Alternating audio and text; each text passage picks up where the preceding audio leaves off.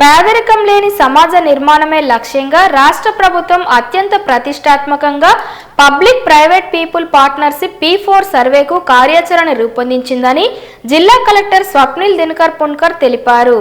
ఈ సర్వే కోసం ప్రత్యేకంగా రూపొందించిన మొబైల్ యాప్ను ఉపయోగించి ఈ నెల 8వ తేదీ నుండి గ్రామ వార్డు సచివాలయ సిబ్బంది ద్వారా సర్వే ప్రారంభించి 15వ తేదీ నాటికి పూర్తి చేయాలని ప్రభుత్వం నిర్ణయించిందని అన్నారు.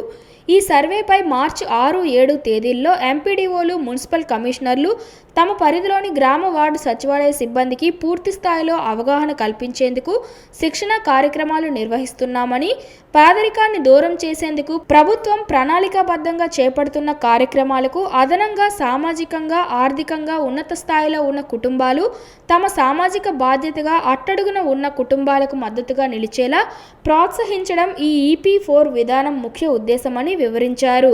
పేదల అవసరాలను గుర్తించి వారి సమగ్రాభివృద్ధికి అవసరమైన ప్రాజెక్టుల రూపకల్పనకు ఈ సర్వే దోహదపడుతుందని, ప్రస్తుతం కుటుంబాలు అందుకుంటున్న పథకాలపై ఈ సర్వేకి ఎలాంటి ప్రభావం చూపబోదని, సర్వే ద్వారా సేకరించిన డేటా ఆధారంగా కుటుంబ అవసరాలకు అనుగుణంగా సమర్థవంతమైన ప్రణాళికలు రూపొందించవచ్చన్నారు.